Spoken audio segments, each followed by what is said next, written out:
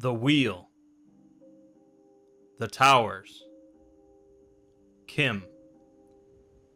For most players of the Elder Scrolls franchise, these games are fantasy adventures filled with swords and sorcery, and although there might be hints of more at work than just elves and monsters, they are largely oblivious to it.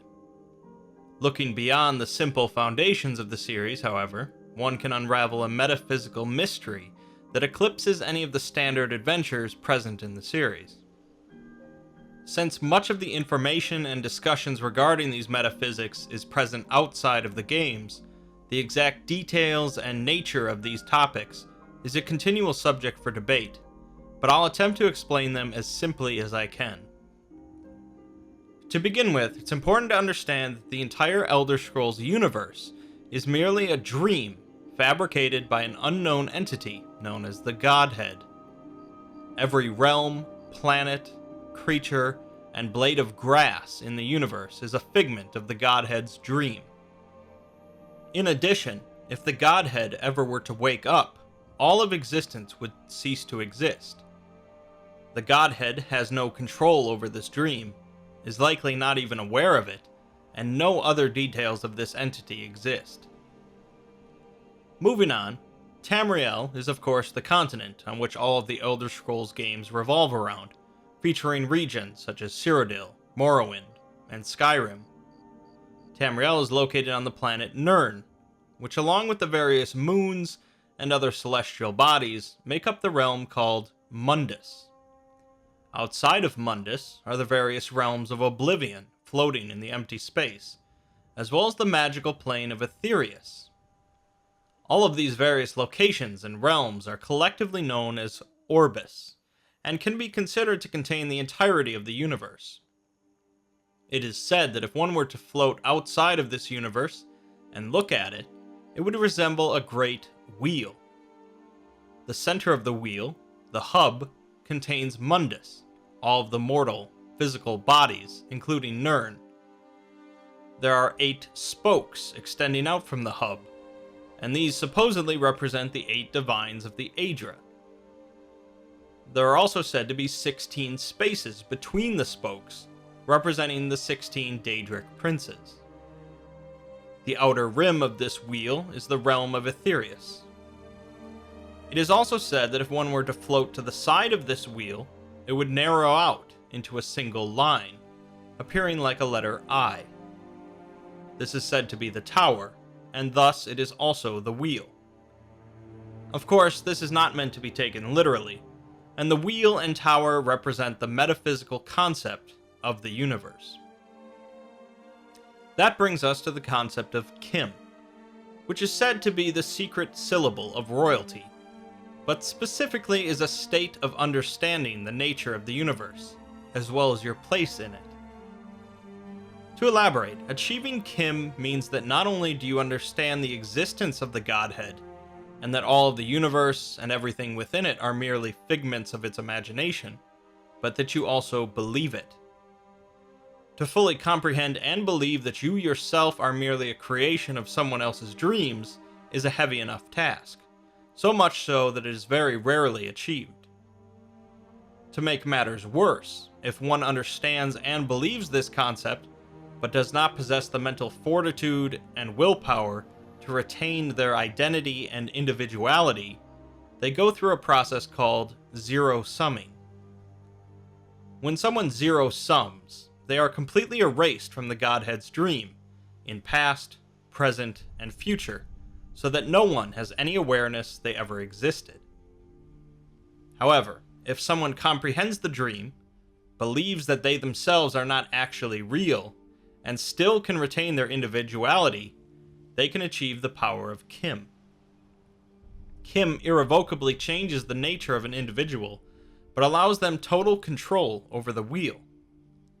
This means that someone that has achieved CHIM surpasses the power of even the Aedra or Daedra, but also they realize that none of their actions actually mean anything, as existence is merely a dream. Vivek is the most notable achiever of CHIM within the series, as the player is allowed to interact with him, but Talos also achieved CHIM during his life, using it to alter Cyrodiil from a jungled landscape to its more temperate current state. CHIM is certainly one of the most esoteric concepts within the entire series, and it's continually discussed by fans. To go beyond CHIM, by mastering the 6 walking ways, of which CHIM is only one of them, would allow an individual to go through the process of Amaranth.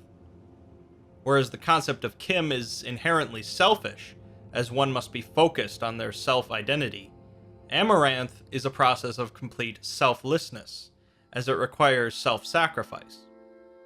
By achieving this, however, someone could break free from the dream and create a separate dream, with themselves as the Godhead.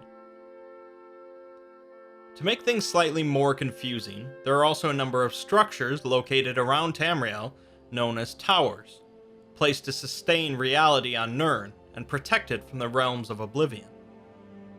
There are 8 well-known towers, but that's not necessarily the total number of them. The towers were first created when the Aedra still walked on Nirn, and each is constructed on top of one of the primordial foundation points of the planet. Additionally, each tower is connected to a stone, which confusingly is not necessarily a stone, but any sort of object linked to the tower.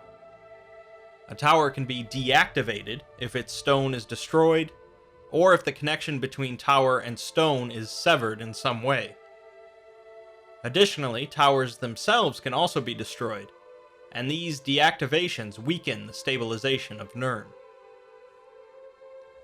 The first tower is the Adamantine Tower, also known as Adamantia, or the Dureni Tower, and is located on an isle in the center of the Iliac Bay, between High Rock and Hammerfell. This is believed to be the oldest structure on Nirn, constructed by the Aedra themselves.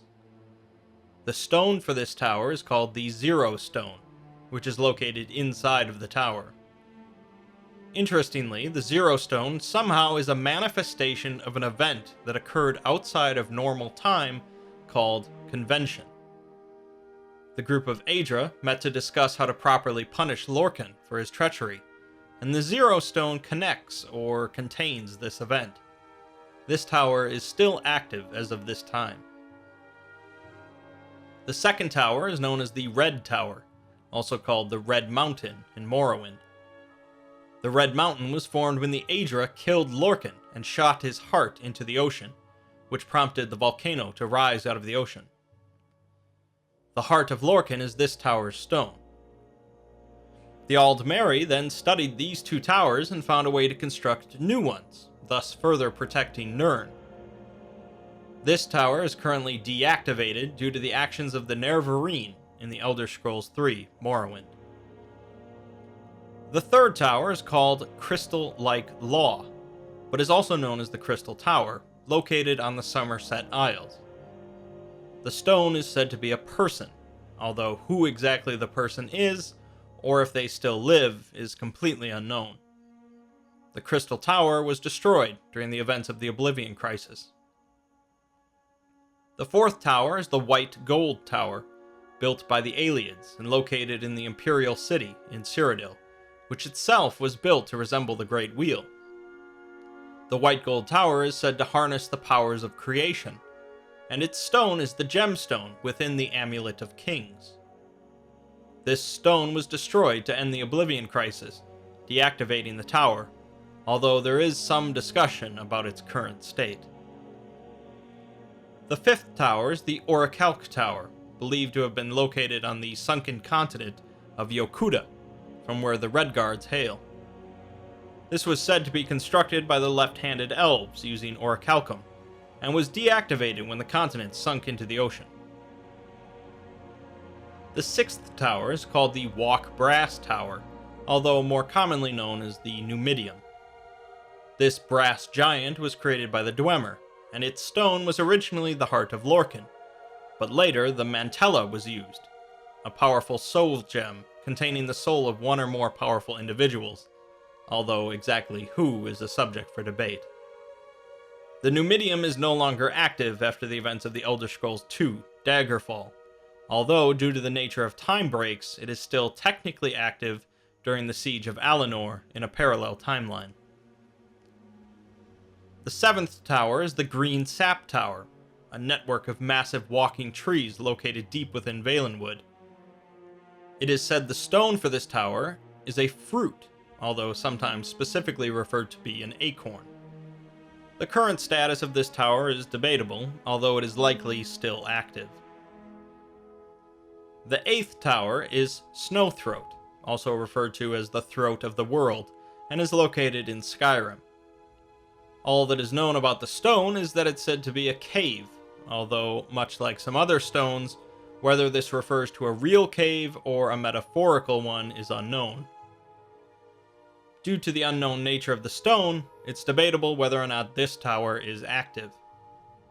Other potential towers discussed by the community include Talos, the Ascended God, and the entire race of the Khajiit, of which their leader, the Main, would be their stone. There is of course practically no in-game evidence of this, and it's almost purely conjecture.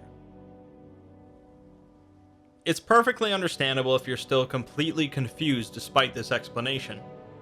These are certainly the most complicated topics within the Elder Scrolls franchise, and you definitely don't have to comprehend them at all in order to enjoy the series. Practically all of this is the creation of writer Michael Kirkbride, and it's unclear how important these topics will be in the future of the series.